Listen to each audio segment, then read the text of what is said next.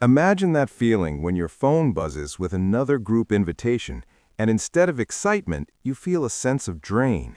You'd rather spend your Saturday reorganizing your bookshelf or enjoying a quiet moment than sitting at brunch making small talk about things that don't actually matter.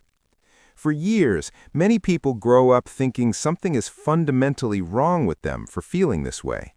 However, psychologists have been quietly documenting for decades that people who genuinely prefer smaller social circles, or even solitude itself, possess unique psychological strengths that often go unnoticed. According to research from the University of Chicago, it is vital to distinguish between two completely different experiences that our culture constantly conflates: loneliness and chosen solitude. Loneliness is that painful, distressing feeling that your social needs aren't being met. Chosen solitude, however, is something else entirely. You can live a relatively solitary life and feel completely content, or you can be surrounded by dozens of people at parties every weekend and feel profoundly lonely. The difference isn't about the quantity of friends you have. It's about whether the connections you do have actually align with what you need emotionally. The UCLA Loneliness Scale measures this by asking questions about feeling isolated versus having people to talk to. Researchers found that people can give completely opposite answers while having similar-sized social networks. What we're really measuring isn't quantity, we're measuring the quality of feeling seen, understood, and valued. People who prefer a smaller circle aren't running away from connection. In fact, they are often chasing something much more meaningful. Personality research suggests that individuals who are comfortable with solitude usually demonstrate high levels of self-awareness, emotional independence, and intrinsic motivation. They do things because they matter personally, not to impress an audience. Many spend their younger years convinced they need a social upgrade, wondering why they can't be the person who excels at networking mixers or chaotic dinner parties. But the science suggests that those who are fine with solitude have a superpower many others lack. They can sit with their own thoughts without panic or the desperate need to check a phone. Psychologists call this emotional self-regulation. It is the ability to handle your own feelings without constantly handing that responsibility off to someone else.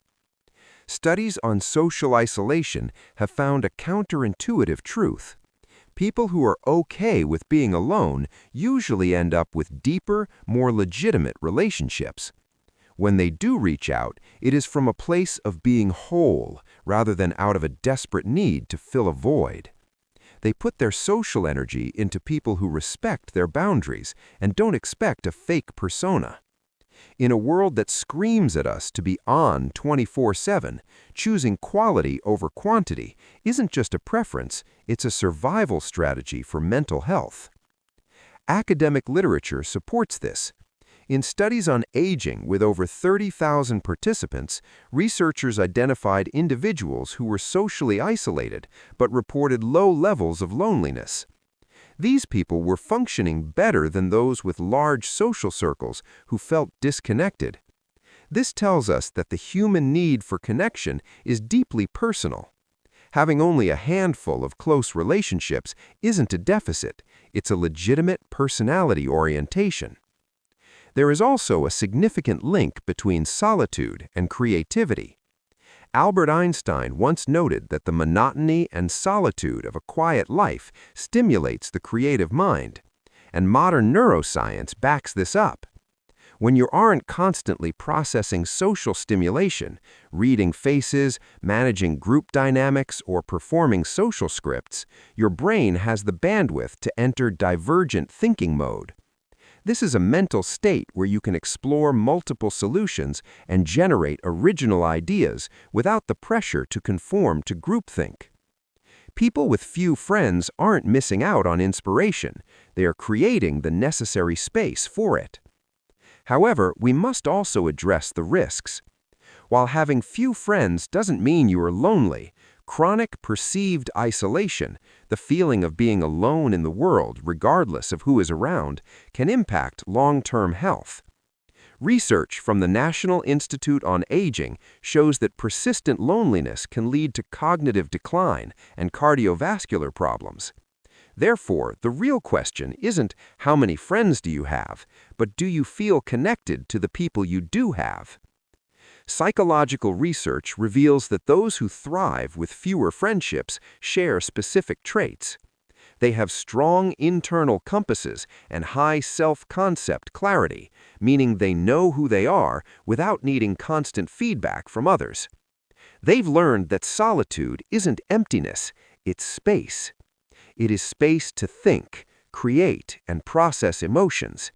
They haven't necessarily escaped loneliness forever, but they have learned to distinguish between the temporary discomfort of being alone and the chronic pain of being unseen in a crowd. If you felt out of step with the cultural mandate to have a packed social calendar, there is validating news. Research consistently finds that people who prefer solitude often demonstrate higher levels of psychological adjustment, stronger boundaries, and greater emotional resilience. They aren't deficient in social skills. They are often highly emotionally intelligent because they spend time reflecting on relationships rather than just accumulating them. The trap is assuming everyone needs the same social diet. Some people need daily interaction to feel energized, while others need 1 or 2 deep connections and significant alone time to recharge. Neither is wrong. What matters is alignment. Does your life match what you actually need, or are you forcing yourself into a social mold that leaves you feeling drained and inauthentic? Ultimately, the psychology of having few friends isn't about a lack of friendship at all. It's about understanding that human connection exists on a spectrum. The person with 2 close friends and a rich internal life isn't failing, just as the person with 50 acquaintances but no one to call at 2 a.m. isn't necessarily winning. We are all just trying to find the configuration of connection and solitude that lets us be most fully ourselves. Sometimes that means choosing the quiet, even when the world keeps telling you to choose the crowd.